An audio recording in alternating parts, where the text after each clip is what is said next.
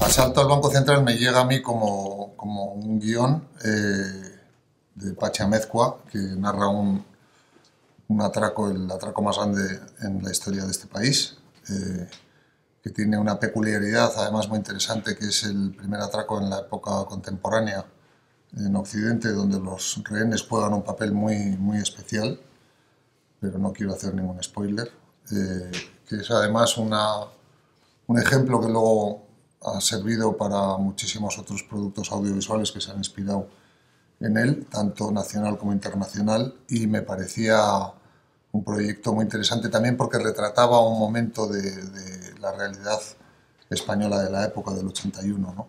Y bueno, el personaje me parecía fantástico, el personaje del número 1, que es una persona real que existe, que hemos conocido, y pensé rápidamente que ese personaje, con ese carisma, con esa empatía, con ese brillo, solo lo podía hacer Miguel. Y así es un poco como nació un poco el proyecto y el interés mío por el proyecto. Pero es que, bueno, eso te puede contestar él, pero sí, esto no tiene absolutamente nada que ver ni con eso, ni con otras películas de atracos que he hecho yo, como 100 años de perdón o de ladrones, como Hasta el cielo, sino que esto es una historia verídica, que además tiene un trasfondo político y sociopolítico y sobre todo, insisto, que es una historia real, ¿no? Y que es una persona real. Nosotros no hemos intentado hacer una imitación del personaje, nosotros hemos intentado trasladar en la serie un momento vital que se vivió en aquella época, que es un momento de celebración de la democracia, de la libertad, que quizás ahora hoy en día se ha perdido un poco, que es lo que hace que la serie sea a su vez muy actual.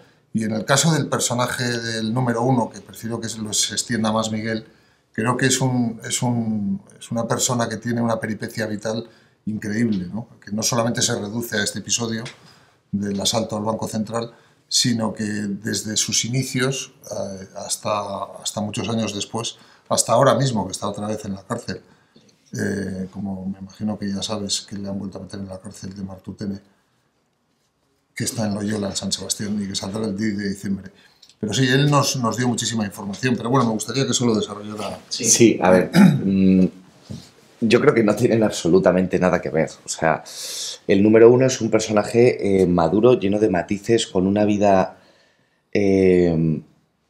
completa. O sea, es un atracador que se dedica a atracar y que su vida gira en torno a atracar. O sea, en el capítulo 4 hay un momento en el que se explica la previa al asalto al Banco Central de este personaje y te sitúa muy bien para que entiendas que esta es una persona que lo que tiene es un ansia total y absoluta de libertad y eso le lleva a dedicarse a esto en cuerpo y alma, pero por pura pasión. Entonces es un personaje muy genuino, muy suyo, muy diferente a todo lo que yo haya podido hacer a lo largo de mi carrera, independientemente del contexto que hubiera o no.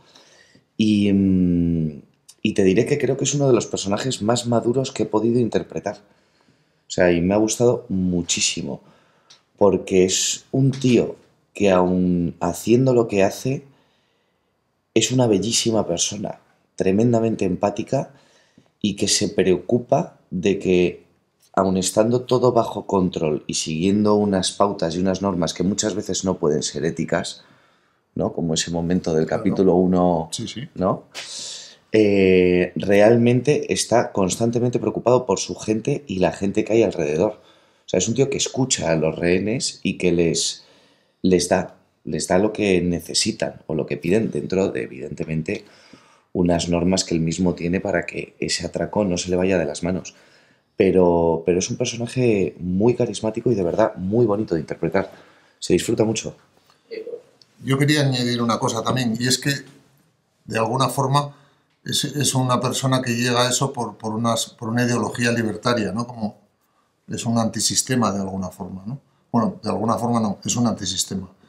Y eso es una corriente ideológica de una época, de los años 70 más o menos, que está muy bien plasmada, ¿no? en esta persona, que es la persona real, ¿no? Pero que a la hora de hacer el personaje, Miguel ha sabido darle ese brillo, ¿no? Porque no es no es el atracador sufridor, no es el atracador que está cerebral, no es el atracador malvado, ¿no? Es una persona que se enfrenta a la, digamos, rechaza la ley, rechaza el sistema establecido y lo entiende como una forma de vida, ¿no? Y creo que eso es muy, muy interesante. Sí, pero también es curioso porque, o sea, siendo un antisistema, también se ve en la serie que forma parte de un sistema. También, sí, sí. O sea, es... Sí, sí, es contradictorio y ambiguo, pero eso Sí, es muy interesante. sí, Bueno, esa es una pregunta muy buena, sin duda, muy interesante. Y es verdad que yo personalmente creo que más que pasar páginas, se intentó pasar página, como siempre. Pero luego siempre hay muchas cosas que se vuelven a repetir, ¿no? Y de alguna manera pues hay unos reflejos muy claros, ¿no? O sea, que de alguna manera la serie tiene un punto muy contemporáneo en ese sentido, porque se siguen repitiendo, ¿no? Estos discursos de la ultraderecha que están tan en boga hoy en día, se sigue hablando de amnistías, se sigue hablando de libertad, se sigue hablando de que no se ha superado eso todavía. Entonces es muy interesante. Eso es una de las cosas que más me atrajo de la serie, ¿no? De que eso la hace muy contemporánea.